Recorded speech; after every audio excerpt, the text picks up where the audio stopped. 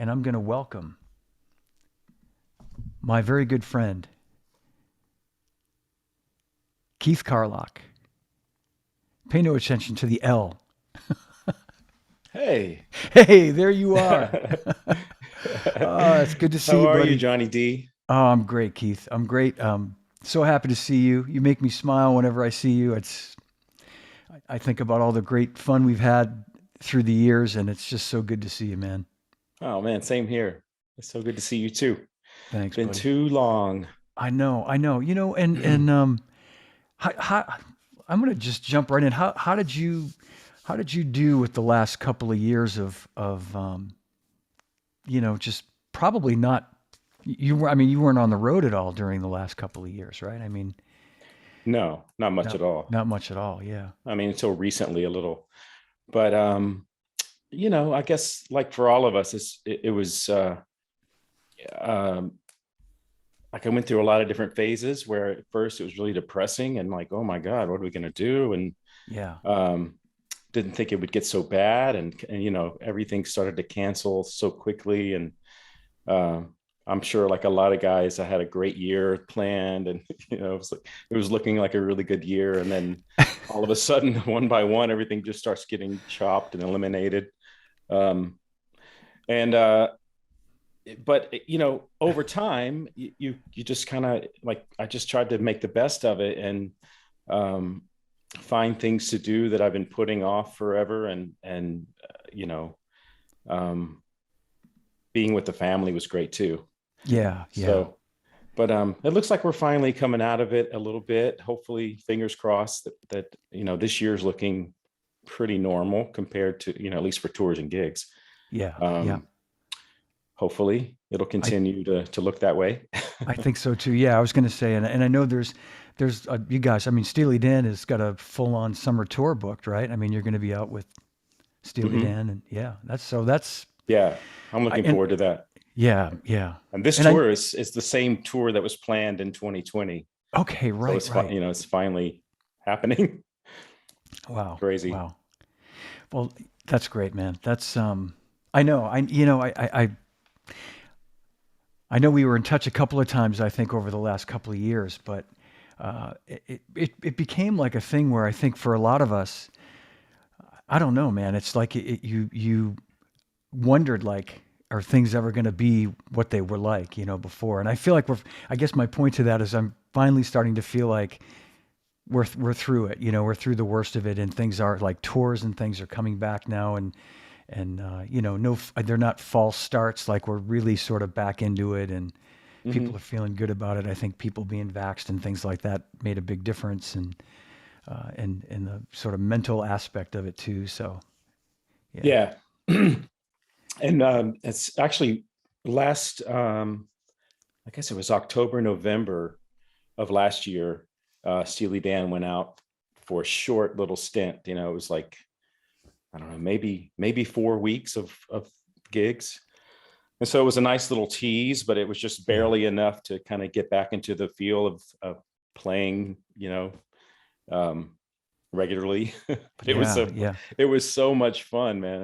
It was amazing just to do it again and um, play with I'll those bet. guys and see everybody. I've been doing other things too, but it's just really been sporadic, but mostly just sessions, which Yeah. has kept at Yeah. least kept me playing and busy. Mostly from home and like everyone else. Remote work. Yeah. I was going to ask you that. And because now that you live in Nashville, you've pretty much, and you've been there like about like 10 years or more than 10 years, I think, right? Yeah, we've been kind of back and forth for about that long. We made the move official in 2015. So what is that, like 7 years or going on Yeah. 7 years? Yeah. Um, so yeah, we were kind of going back and forth between here and New York for a long time because I have family here, and it Mm. was a nice it was nice to kind of feel it out and see my family during the holidays and things like that. And I was doing some work here and there, but I was never here enough to really get into any kind of regular scene or anything. Um, but we knew we liked it here, and we knew it'd be great to raise the kids here, and so we eventually decided to make it permanent and sold New York place and Yeah. made the move. But yeah, so I didn't think it'd been that long, but yeah, it flies by. I remember when you had bought I remember when you'd had the place, you were still in New York, but you had the place in Nashville, and like you said, you were kind of going back and forth, and I yeah. So, but I was going to say it from what I'd heard, you know, like Harry McCarthy and people like that had told me you'd really started to settle in there and work a lot in town, which is great, you know, to come into Yeah. a scene like that Hmm. and start working. So, you know, not rely Yeah. on touring. Yeah. Well, I kind of always feel like I'm more relying on touring. Um, it's kind of been that way for me over the years, but yeah, it's been nice to have that happening in town. And then once this crazy, you know, pandemic happened, I was forced to finally get my home studio together. And that's been incredible. I mean, that's really kept me consistently busy, you Yeah. know, and then it's on my own time, which is it's so much fun. That's great. Yeah. That's And great. yeah. So you got a full on studio where you can do remote recording and Hmm. you know, record drum tracks and Yeah. are you doing that for people in Nashville? Like, are you working for Nashville artists like from home, or is it mostly like L.A. or New York type, or It's everywhere probably? it's kind of been everywhere. Yeah, yeah, Yeah, like all over the place.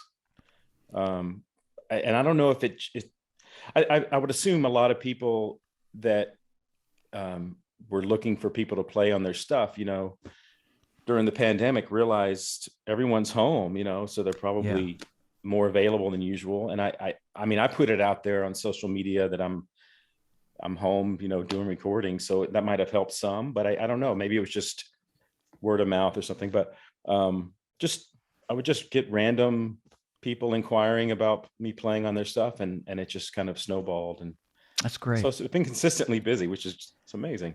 That, Yeah. well, it I mean, doesn't I had to amaze me learn at Pro all. Tools. I didn't really know Pro Tools at all. I've always put that off too. Um, and it's one. I mean, I guess you know you get forced to do these things when you're forced to do them. Like I always wanted to have this set up at home where I'm just self sufficient and I can do it all myself. And Yeah, so this forced me to learn to do that. And I had some help. Some engineers come over, and they were great help that's um, great. getting started. But yeah, I it's was been going to say cool. you probably had, you know, the free time that you never had before to actually sit down and really learn it, you know, and that's probably what it took. But I asked if there was like Nashville work because I wondered how much, you know, people right there in town were using remote recording versus like in the studio because I know that some of the studios were still kind of going at a point, Yeah, but yeah. that's It seems like the main studios in Nashville kind of kept going. You yeah, know, I mean, there was a time maybe where it slowed down quite a bit, but they yeah. seem to be back up and running. Oh, that's cool. Yeah. So So I'm gonna just sort of jump around a little bit here today, but um, I remember my first meeting and my memory of meeting you was at Berkeley in 1997 when you were playing with Wayne Krantz and I our good remember. friend. You remember? And Yeah. our mutual friend Robbie Gonzalez called me. I think he called me. I don't know if you had reached out and said, you know, I'm playing tonight, but I think Robbie had said to me, you got to go check out this guy playing at Berkeley, you know, and Robbie, you couldn't say no to Robbie. He was like, I'm like, well, you know, not that I would have said no, but he's like, trust me, you know, when you see this guy. And I just remember it being so, I can picture it. And to think it was like 25 years ago. That's And, crazy. and I know that was the thing with Wayne was like, you guys all set up really close and like really tight.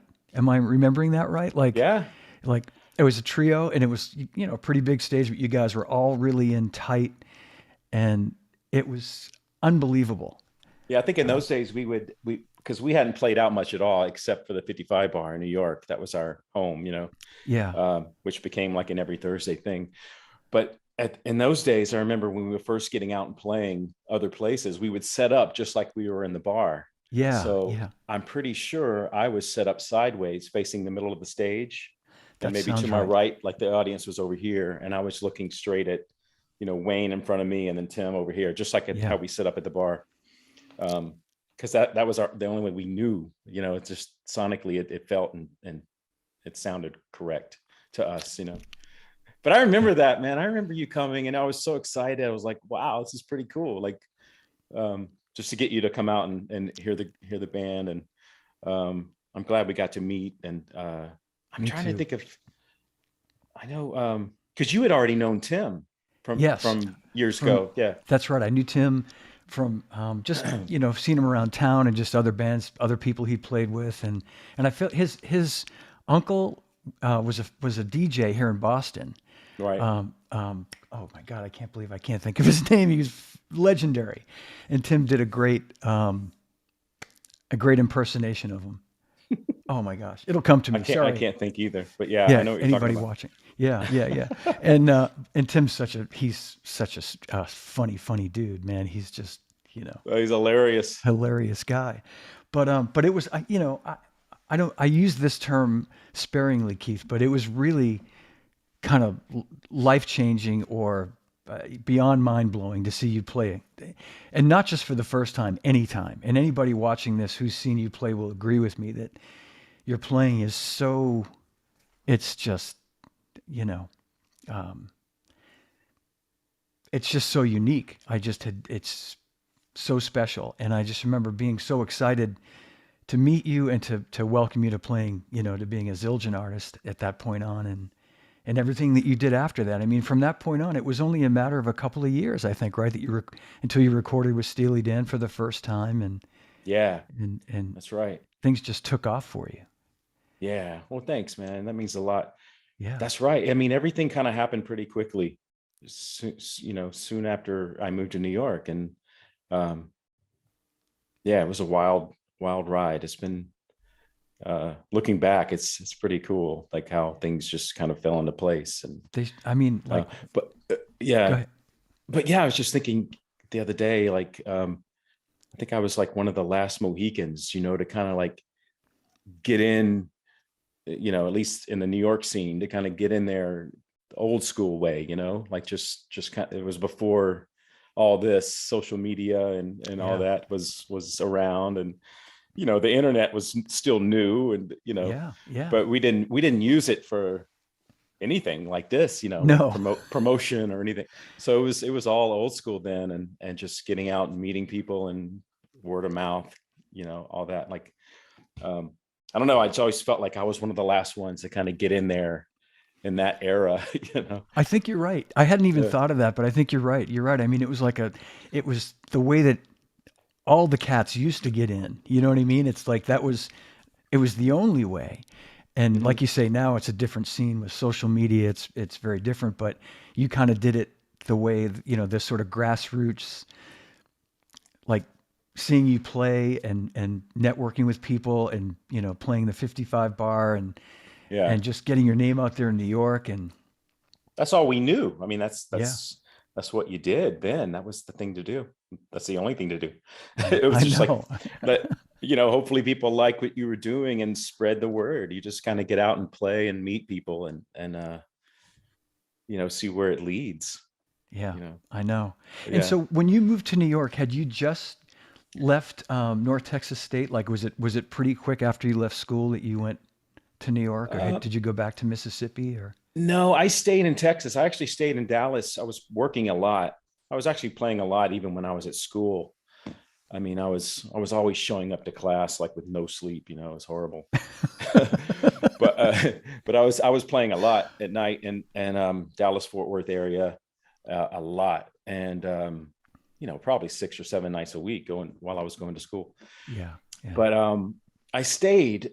Um, I left school in '92, and then I stayed until probably '96 in Dallas. So a good 4 years of just kind of hanging out on the scene there, and just getting some stuff together, and practicing a lot.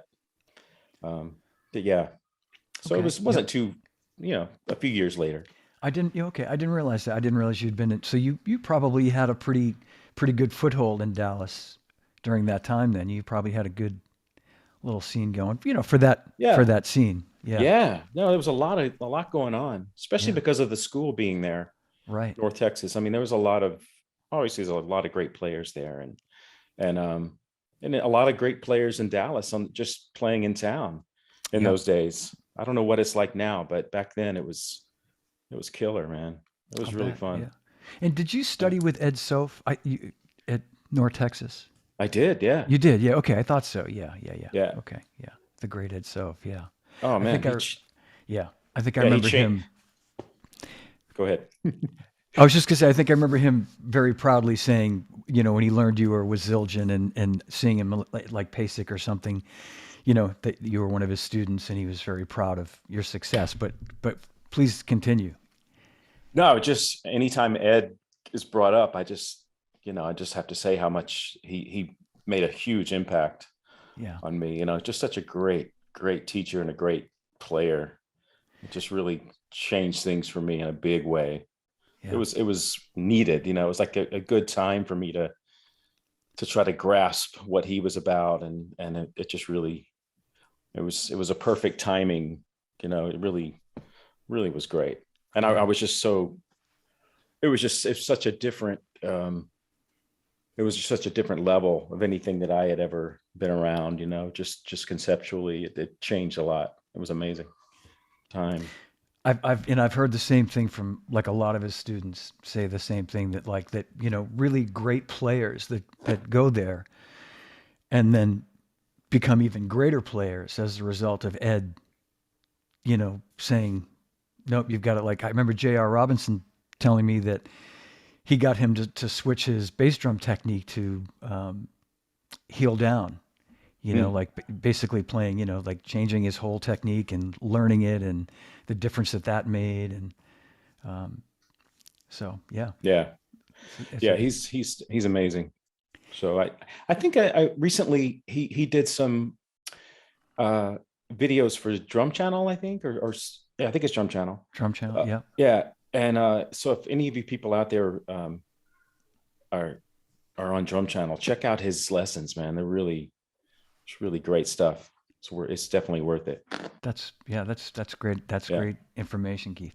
So when by the time I saw you in like '97, you had already like you'd already like established your sound. You know what I mean? Like your bass drum sound, which I think was one of the first things that I thought was so unique about you was, I mean, besides your unbelievable playing style, but like, the open bass drum sound.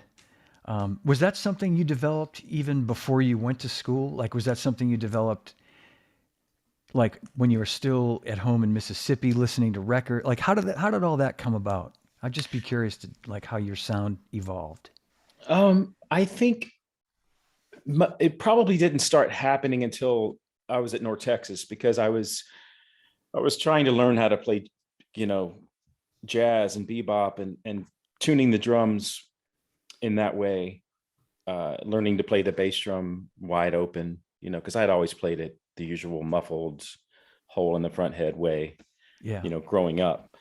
But I just got so inspired by that sound, and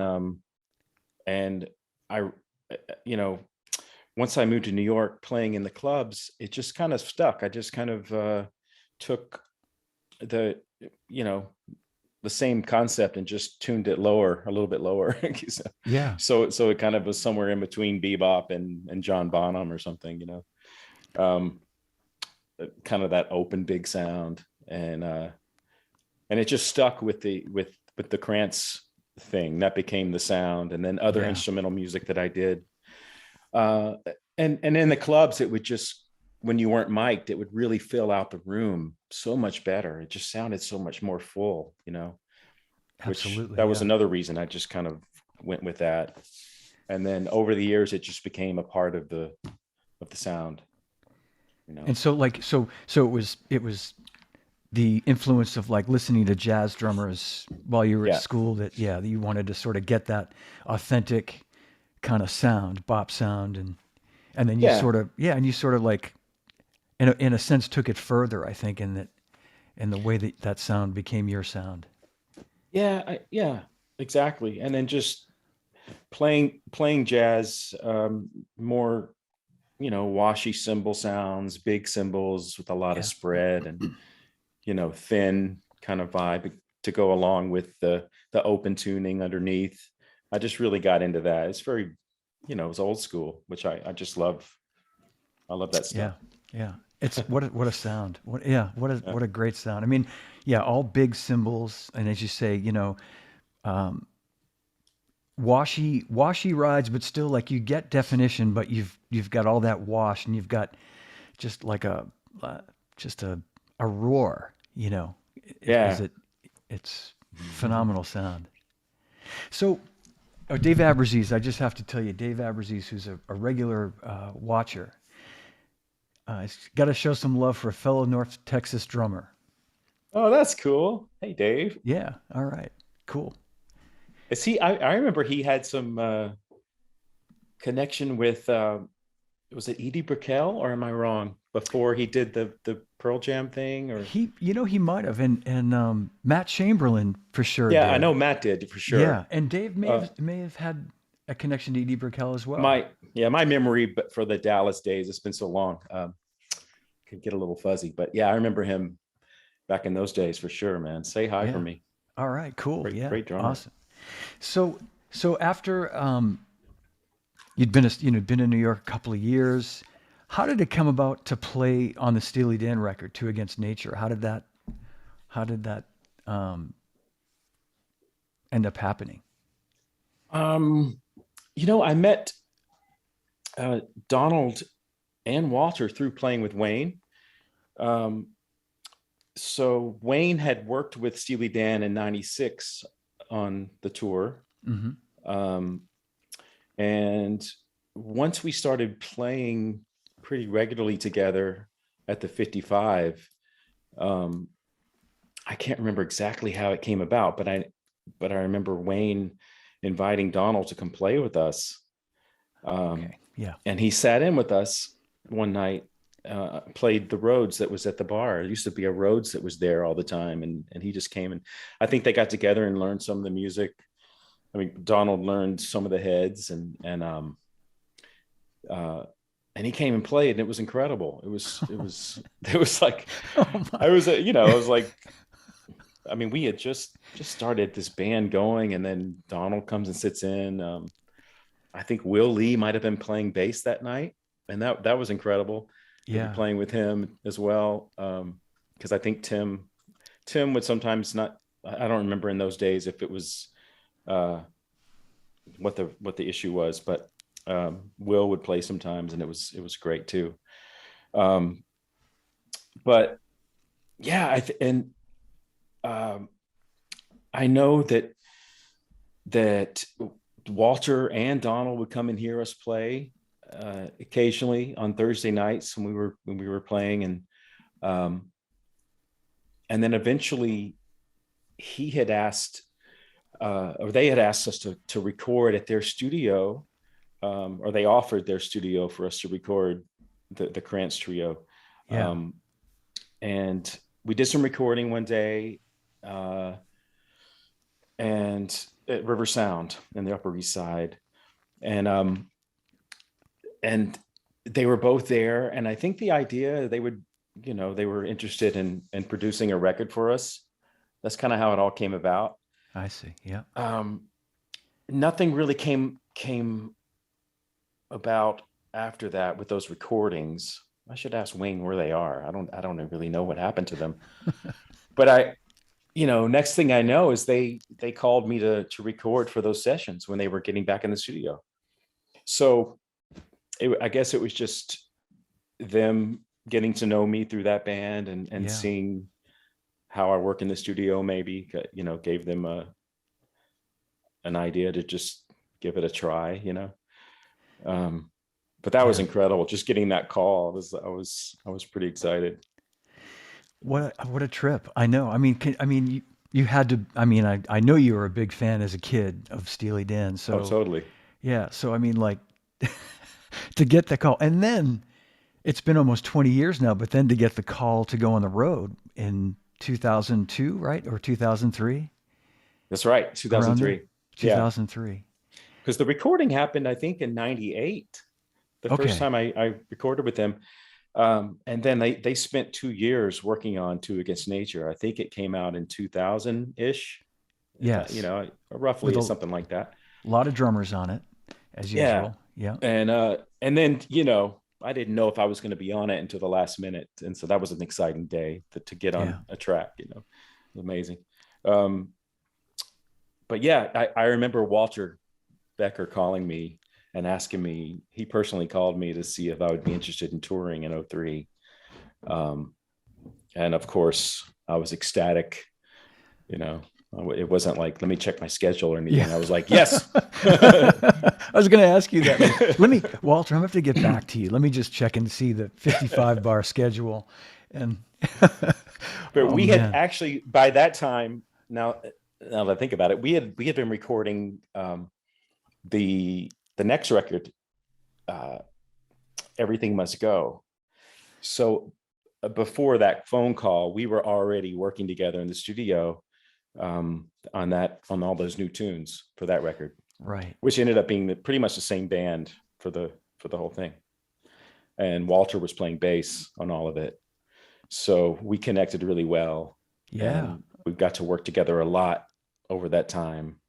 And they were doing just a few tunes at a time. We would, um, the very first session we did, I remember, was going to be uh, a contribution to a Joni Mitchell tribute record that they were going to submit for, or I'm not really sure exactly the particulars, but we played the song Carrie from the Blue record, Hmm. of Joni's, and uh, got the tracks, the rhythm tracks, and you know, that one day, and then they just did some overdubs and finished the song. And I think they liked that idea of putting it together like that, you know, with, you know, that, I guess, you know, one or two songs at a time. So that's how they ended up doing this Everything Must Go record. We would just come in and do two or three songs and then go home, and they would finish them out and do overdubs and things that they were going to do with it. And so during those off periods, you're like, well, they gonna call me back? You know, you don't know. And Yeah. like every time I would get called back in, it was like, relief, you know, just to keep going. And it was amazing, amazing time. Yeah. Um, Because that's, I mean, I was going to say, and that's, you work with those guys and that's how they roll. Like they'll have you come in and you could do two or three tunes and they'd be great, but they could bring in somebody else and do those same tunes and then go, well, you never know. exactly. So yeah, so you go in there with that kind of, your expectations managed, I guess, so to speak.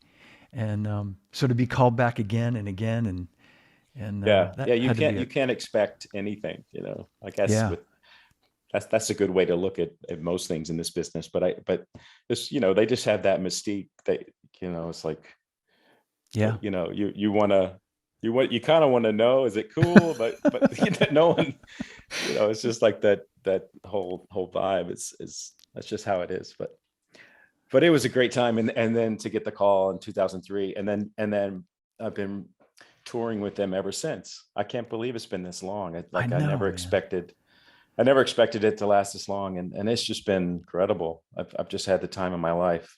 It doesn't get old. It's just, and it's been the same band for a long time. It feels like a family, and it's really cool.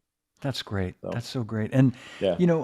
I haven't seen you with them now for a few years, but I've probably seen you with them three or four times anyway over the years. And I feel like the last time was the maybe 2014 or 15 when you were in town, or 2000 at the place in Boston on the water. It might have been 2014. So I guess it's been that long. But anyway, you've made it your gig. You know what I mean? Like all those classic tunes that were recorded in the 70s, whether it was Jeff Porcaro or Steve Gadd, whose birthday is today, by the way, and Oh, happy happy birthday to birthday. Steve. Yep.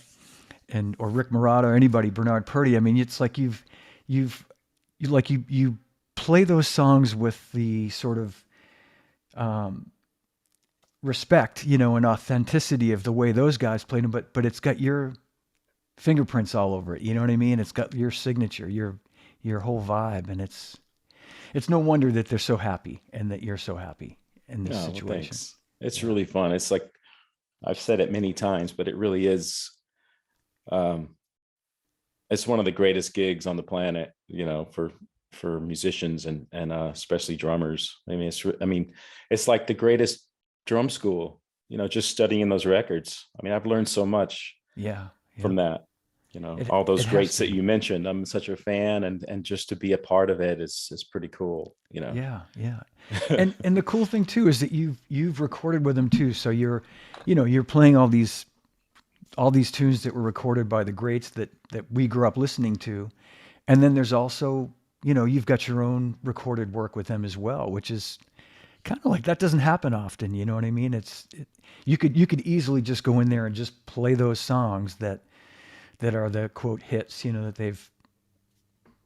they've recorded, 30, 40 years ago. But Hmm. it's kind of cool that you've been able to make your own, mark with them recording wise as well. So it really is like the best of all worlds. Yeah, Happy it's for been you, great. buddy.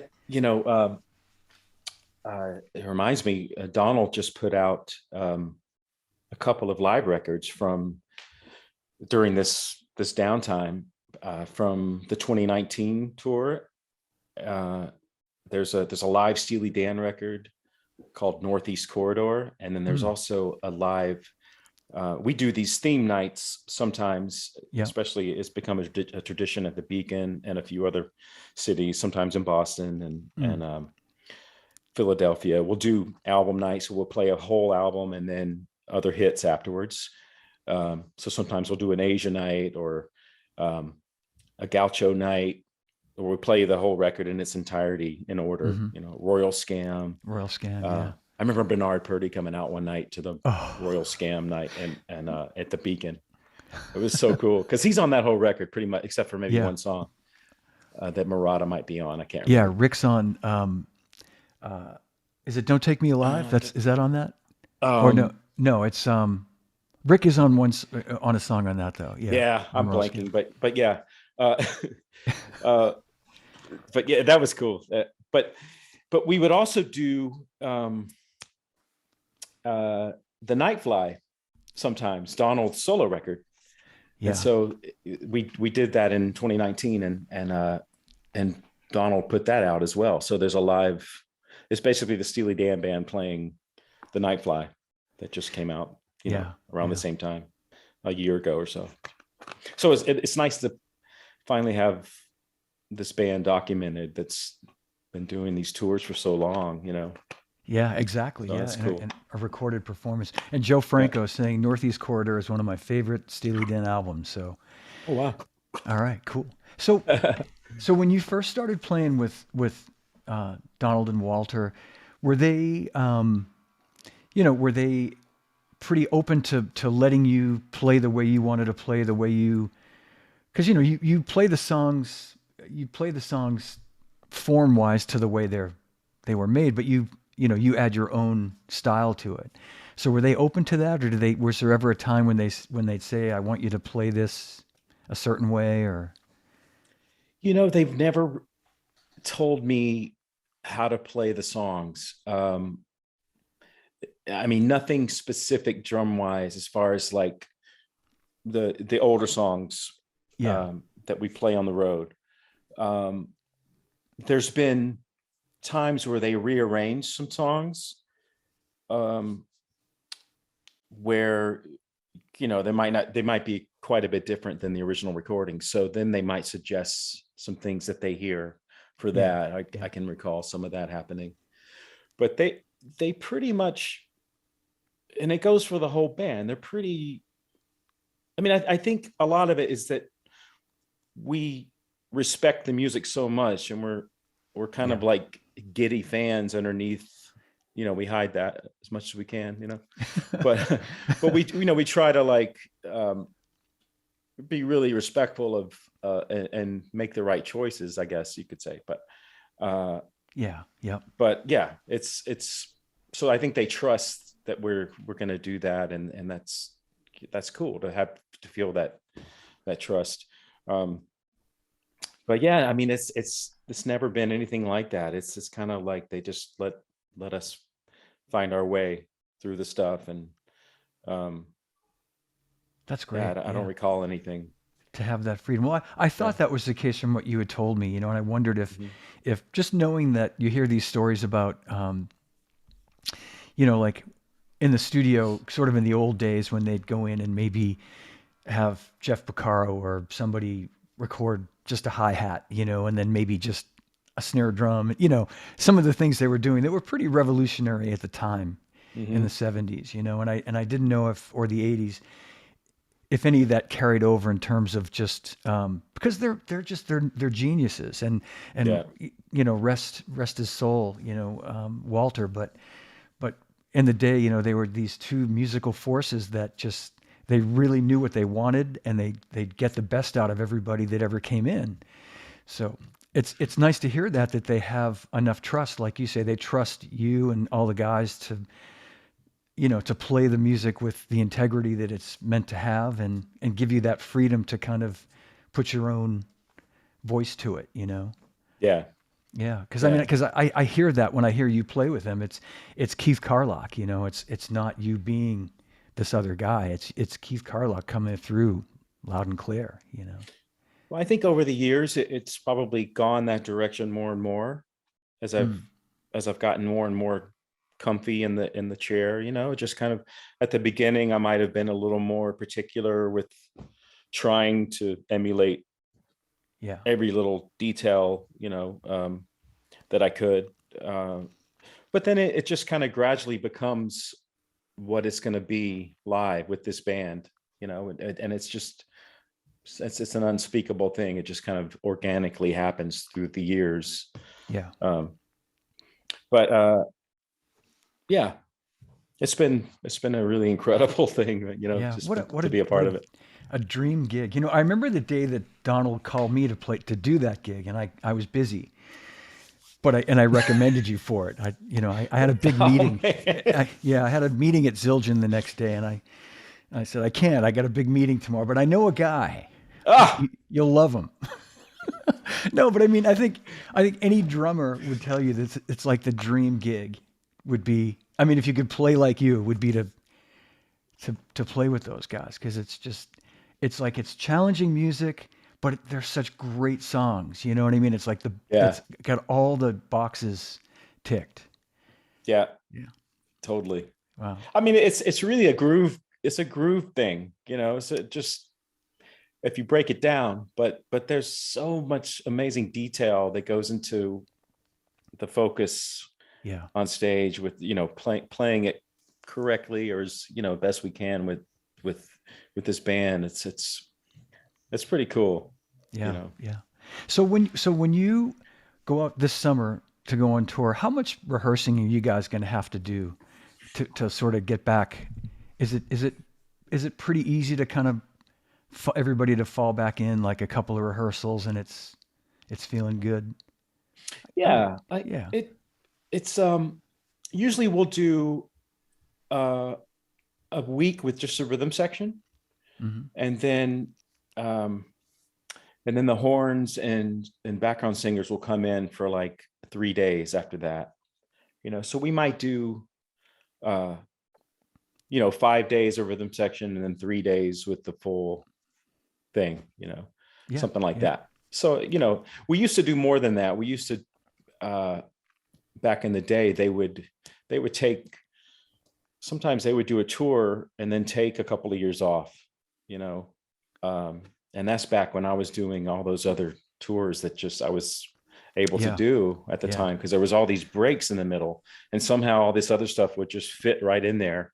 I got lucky with that, um, but now they started to want to work pretty much every year.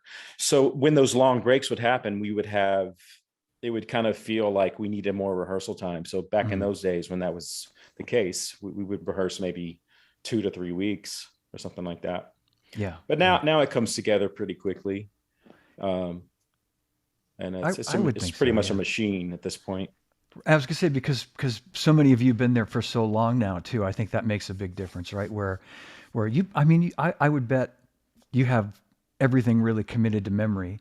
So it's really just a question of everybody just being comfortable playing together. It's not like you don't remember the form of songs, or you're just It's just Yeah, everybody, sort of getting the dust off, so to speak, exactly. as a Yeah. group. Yeah. Hmm. But I want to jump back a second too, because I wanted to talk about those little gaps that you had in between where you were able to play with Sting. I think one year you went right from Steely Dan to Sting. I remember it was not long after you got the touring gig with Steely Dan, right? Like That's right. Yeah. 2003 or It was 4, right maybe. after 2003. Yeah, yeah, That yeah, summer. Yeah. yeah. So Uh, that was crazy, but amazing. it was crazy. It was Yeah, so I mean in a good unexpected. way. Yeah, You know. Um, but yeah,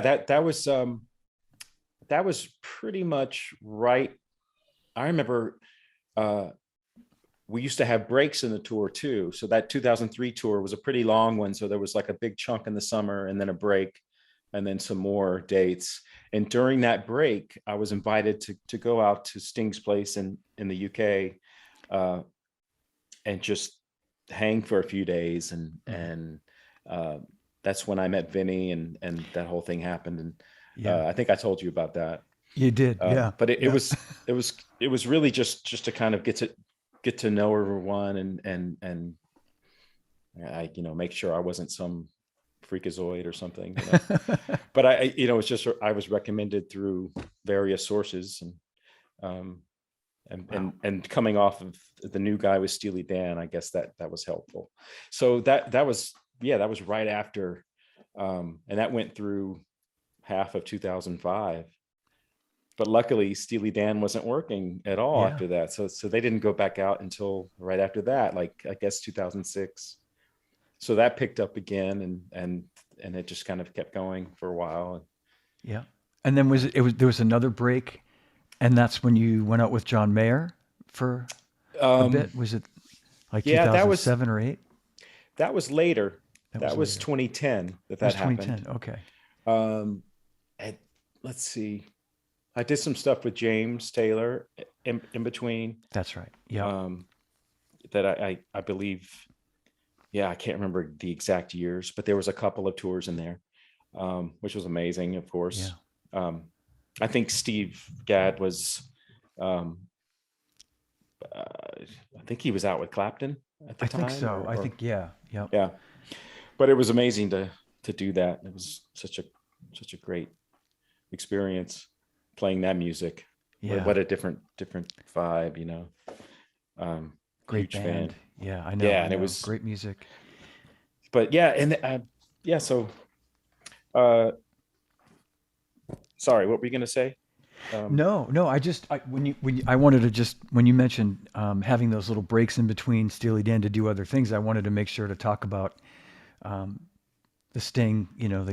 The time you did with Sting and also John Mayer and these huge, at the time, like coveted massive tours that you were doing. And I have to tell you, I've told you this story, but I want everybody to hear this story. And of course, my hero Charlie Watts. I can't ever go a day without talking about Charlie. But I remember when you played um, at the tribute we did for Ginger Baker in London in yeah, 2008 with Simon and Steve White and Gary Husband and all the incredible band, and of course Jack Bruce. And so Charlie Watts was there to present the award to Ginger Baker, at some point during the night. And so I was sitting when you came out. You were the first to come out and play, and I'm trying to think of the Cream tune you opened with. It was a real up tempo. Oh shoot, like a famous Cream tune. I can't remember. All I know is I'm sitting next to Charlie just to make sure he's comfortable in his seat. And the front of house guy had it really loud at first, like the mix was really loud, and it kind of almost startled him. And he kind of looked at me and made this sort of face, like he wanted me to go tell the guy to turn the sound down or something. But then he heard you play, and I told him about you, and I think he'd asked, now who is some of these? And I said, this American drummer, Keith Carlock, he plays with Steely Dan. And he went, oh, okay. And then and he heard you play and like a couple of bars into the tune, and he looked at me and went like, what was his name again? And I said, Keith Carlock. And he went like, wow, like it really kind of like, again, I remember thinking to myself, and I don't mean to sound like it's the first time you see you play, but like the first time anybody sees you play or hears you play, it's so mind blowing. And there you were, like full, I mean, in the moment, playing that music with intensity, and it was so cool. And I was just so excited that he was digging it, like he was really digging it. Oh, that's So amazing. yeah, That's so cool to hear. and What a loss, man. I know. But that's amazing. That was a really fun night. It was a Thanks for great having night. me on that, man. Oh I man, I you remember you kidding? calling me about doing that gig, and oh god, that was so much fun. We were Um, so excited you could do it because you were so busy in those days, of like always on the road and doing something. And luckily, I think because it was December, I think is how you managed to just have a little bit of free time, and you were so excited about doing it, which I was happy about. And you were like, I said, well, it's not going to pay a lot of money because I don't care. Yeah, I want to do it. Yeah, yeah, I'm it in. was a thrill, man. What an Yeah, honor. That was that was great. awesome. That was I mean, great. Ginger, what a character, man. It was so great to meet him. I Uh, know. I know. and oh man, Charlie was there, as you said, and um, yeah, I did a duet with Simon Phillips. That was I know. cool. Yes, Simon, of course. Yeah, that That was really fun. can't find my Uh, way home. That yeah, that cool was fun, duet. man. I know that was Oh, that was a great night. And then a few years later, we saw Charlie at the Iridium with his boogie woogie band. You and Steve Smith came out, and oh yeah, remember that's that? right. That's Yeah, right. that was fun. That was A so lot. great to see him play like that music up close. A lot of brushes. It Yeah, was yeah, swinging, man. I mean, he had a thing. It was very cool. yeah, yeah. I know so many great memories. And Yeah. I was thinking about the clinic tour that we did together. You did all the heavy lifting. You know, I just sort of accompanied you. But the clinic tour 2012, my last year at Zildjian, and it was like one of the very, very best in all my time there. It was so much fun. That was a highlight for me. That whole tour was amazing. Uh, We had so much fun, and it was just a great. It was just a good feeling thing. Just the way it came together. I don't know. It's just the stars were aligned properly. Everything was cool, and it was just an exciting period for me. And I was just, the fact that it was able to be done. The fact that I could do a clinic tour. It was yeah. pretty cool. I had never done one, and you know, you just made it so much fun. You and Joe Testa, it was awesome. The wine was flowing. I remember quite a bit. we had, we tried some good wines, We and did. We were sponsored by Stag's Leap, I think, that tour. yeah, and Oh man, yeah, and that some was some really great restaurants. We did it up, man. That was fun. it was a lot of fun, man. I knew it would be so much fun just knowing you and hanging with you. And I remember we started it at Pro Drum Shop in Hollywood. So we kind of started it off with a bang, and that was really cool. You had a lot of Oh like LA yeah, drummers come out. yeah, Yeah, that was awesome. I so remember much fun. Rick Morata was there. That's right. Yeah. Yep. That was super cool. Say That hi for was. me, man. I haven't seen him in a long time. I sure will. Yeah, I will. I talk to Rick all the time. I'll say hi for you. Yeah, I know you Um, guys were in touch. So yeah. yeah. I had to mention that because I still look back at that, and it was like 10 years ago this month, and you had just signed with Gretsch too. I remember that was like a new thing, and you were excited to like get out there and kind of show the love for Gretsch, which was cool, and they were a big part of it. So yeah, it was. Yeah. I miss those days, man. We miss you. Oh well, I mean, you made it feel like such like that old school thing that I grew up kind of watching, and then to be a part of it, like you made it feel like this community and family, and it was oh, exciting to be a part of it. It was it oh, was thanks, buddy. it was very different back then. It was great, great. Thank you, thank you. We really Well, miss you, man. well, we'll do this more often. Maybe not a live stream chat, but we'll, but we'll, Yeah, now that the world is hopefully coming back in some way, it's I don't know, it's crazy stuff going on, but yeah, still, but hopefully, um, all this touring that's planned this year is all good, and everything goes well, and I get to see you again, man. It's been I so hope so. long. Yeah, These absolutely. last few years have been such a blur. I don't know what year it is. I Like, know. what, it's 22 already? Oh my God. We just had a woman come in that's done some work for us in the house, and she's so nice. This woman, Louise, and we were just all saying the same thing, Keith. That Kelly and Louise and I were saying how like 2 years. It's just like and knowing you can't really remember much of what you've done. Like it's hard to explain it, right? And that's what I was saying at the beginning, like how I don't know. I look back and I go, oh yeah, I think I remember doing this, or but whereas if I think in normal times you'd remember what you did last year at this time, but it's become sort of a blur because so much of it Yeah. ends up, yeah, one day falls into the next. So Yeah, yeah, exactly. There was no um, real routine for me. It was just, other than, the family thing became kind of a routine that I'd never had before, which was really yeah, great. But, but yeah, um, I'm one of those people that has a calendar and I write everything down. I still am old school with you know, the, the, yeah. the actual paper The paper calendar. I write calendar, yeah. everything and I look at it every week, and I haven't done that in 2 years. So it's like, I couldn't tell you what I did. But I know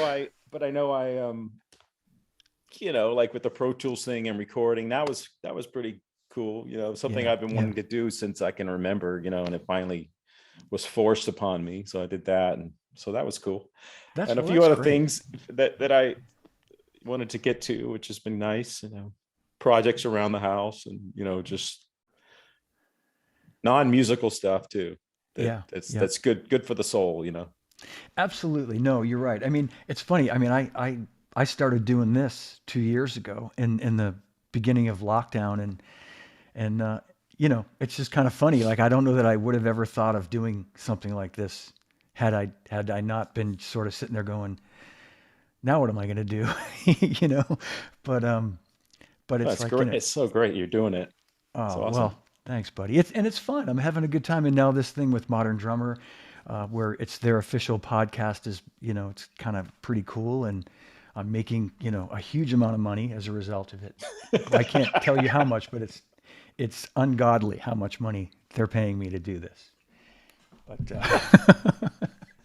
Well, I have to. send me some of that. I'll send you some of that. I will. I got to tell you, this is a great live chat when Charlie Drayton jumps in and says, "Greetings to you both from Memphis." Hey, Come on, Charlie. Charlie Awesome, Drayton. man. Yeah.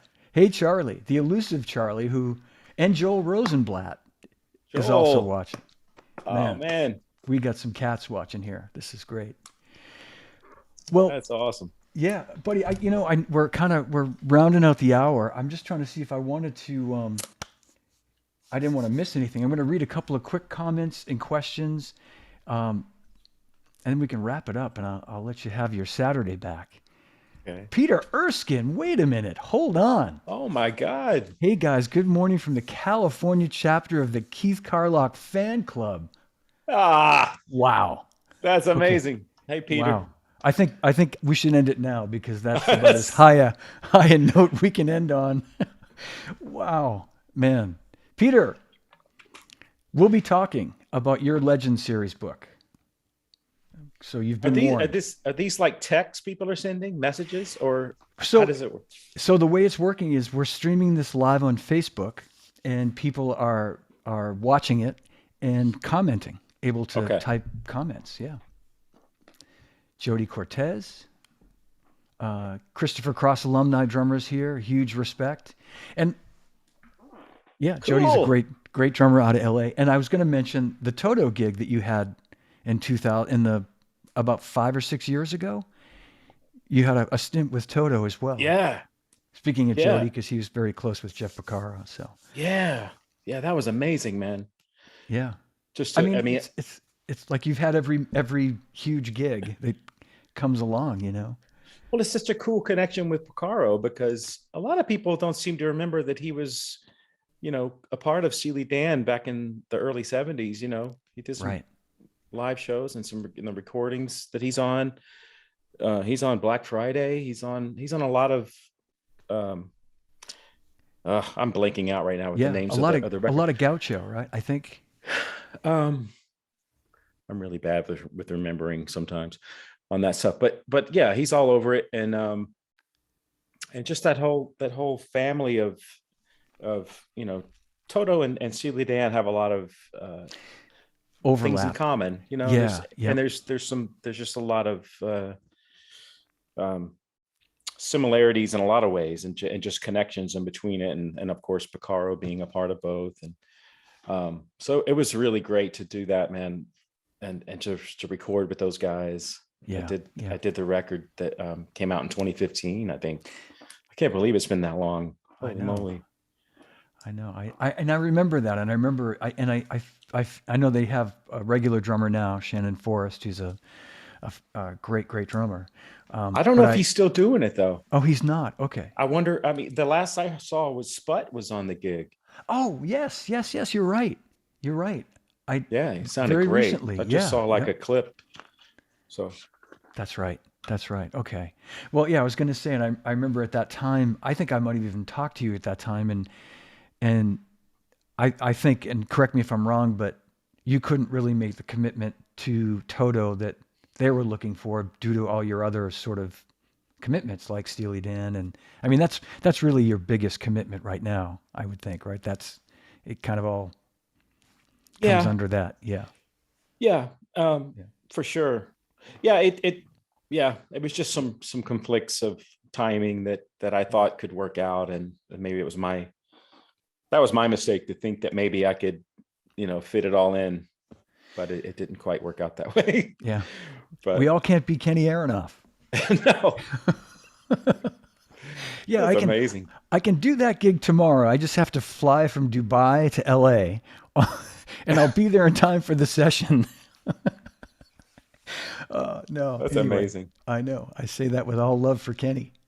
But no, but I didn't want to leave out the Toto. And I'm glad you mentioned that whole connection to Jeff because that's huge. The fact that those two bands, there, like you say, there's so many similarities between um, players that have played in Steely Dan and Toto and Jeff's influence on all those records. Hmm. Huge, can never be overstated. So, but Keith, thank you so much, brother. This has been so great today, and what a treat to have you here today.